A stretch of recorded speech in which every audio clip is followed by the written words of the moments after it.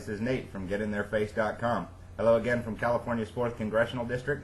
Last night I had the honor of sitting down with Ohio's former congressional candidate and Iraq War veteran Paul Hackett to discuss Charlie Brown's campaign to unseat John Doolittle here in California 4th and the '06 elections in general. Paul is well known to the folks here at Blue America. He's a consummate fighter for democracy and a champion to many of us still fighting to restore some sanity back into our government. I apologize in advance for being a novice when it comes to interviewing, and as you'll see, Paul has a way of keeping people on their toes. Enjoy.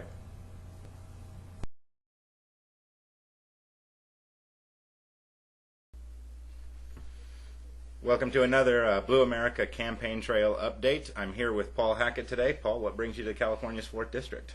Wait. Is this going out over the internets? All of them. All the tubes combined. I'm not in California.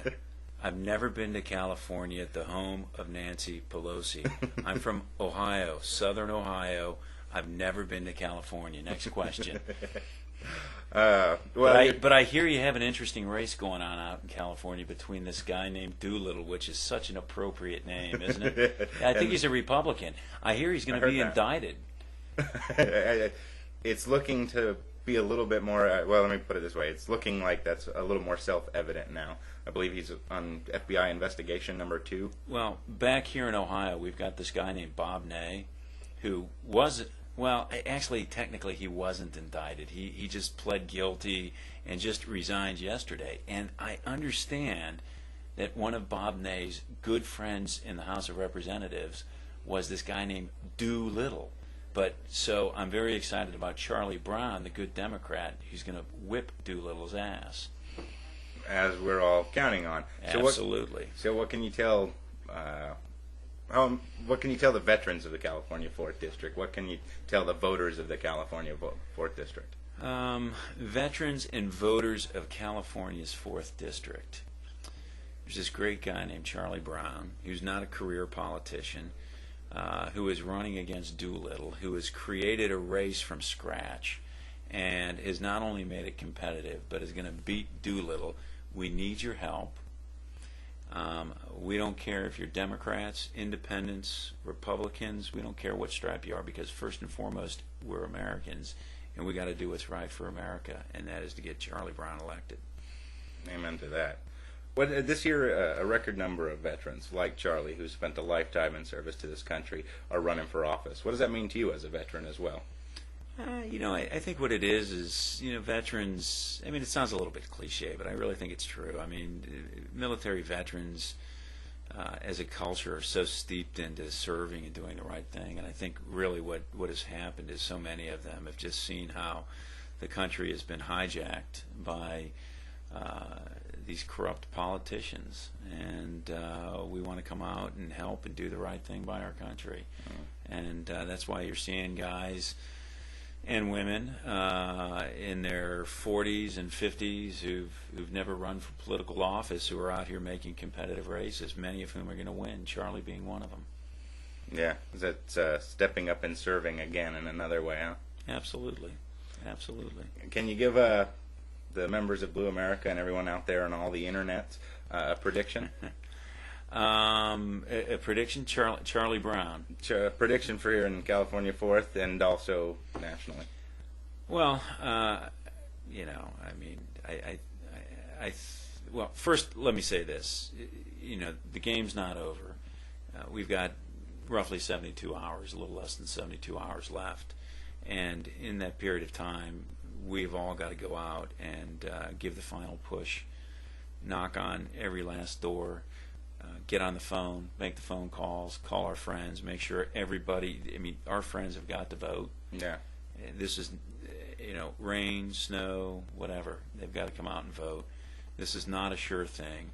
This is going to be a nail biter, and we have absolutely got to make sure we get out our base. If we do not get out our base, we're not going to win a lot of these races. It's going to come down to getting out our base.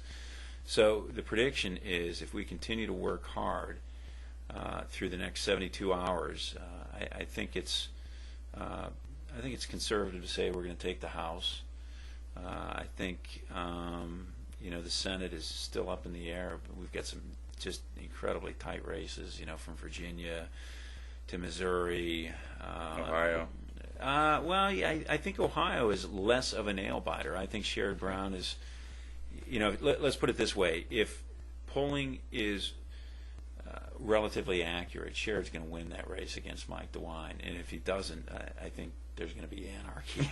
It's going to be revolution in the streets. Yeah, because it's going to be back to the vote count. Yeah, Polls are worth something, and Sherrod is up arguably, depending on which poll you want to follow, anywhere from 10 to 15 points up. Wow! That's, I've been so focused on this race here, sure. I haven't been following all of them that closely.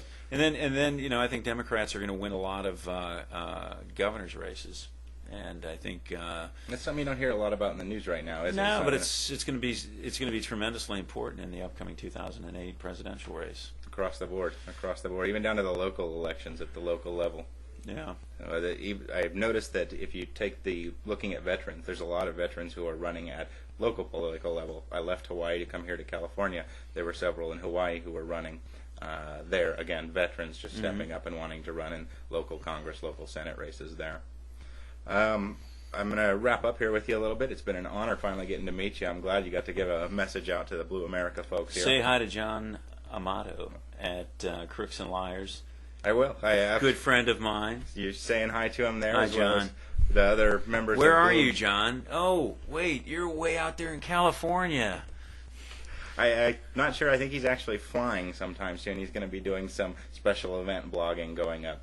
I'm not sure if the other BlueAmerica sites down with Tyranny and Fire Dog Lake are also going to be doing Fire Dog Lake. You remember that one? Right? I met the young lady who does Fire Dog Lake on San Francisco a couple weeks ago.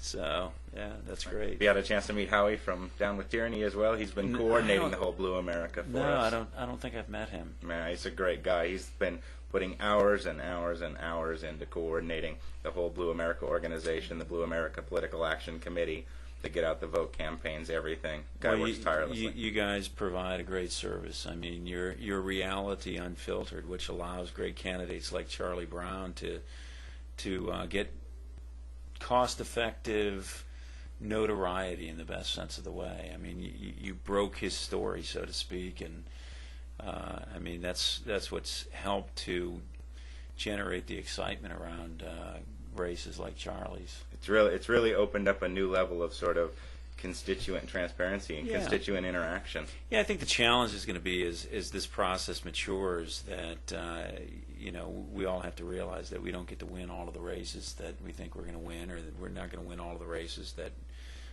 we as a community are involved in. But so we step up and fight harder the next time. Yeah, well, look, I mean, part of what is going to be our success, which I think we're going to have on Tuesday, is going to be a result of the fact that we were able to effectively and competently fight in all of these races, which, we're not going to get a second chance at this, but it surprised the Republicans, and it's caused them to have to fight in all of these races that they thought were just locked Republicans, safe seats. Well, if they have to fight in all of these seats that they think are safe, that makes it more difficult for them to go on the attack and pick and choose which Democrats they want to knock off. And I think that is why they're on the defensive. And we just have to keep in mind that in 2 years from now, it's not going to be as straightforward, because the dynamics are going to change. So we're going to have to start thinking come Wednesday,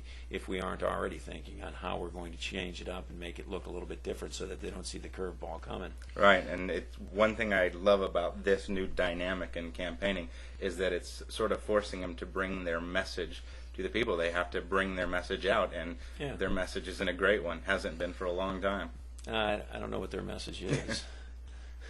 What is their message? Vote for me. I'm the guy who's in there. I mean, the most pork, the least amount of indictments. Yeah, vote for me because otherwise Democrats will raise your taxes. Oh wow, I mean, come on, get a grip. Yeah. Well, I got to wrap this up. It's been an absolute honor. Thank you. I look forward to hopefully getting to meet you again in the near future. You bet. Thanks. Until then, BlueAmerica says keep thanks. up the good work.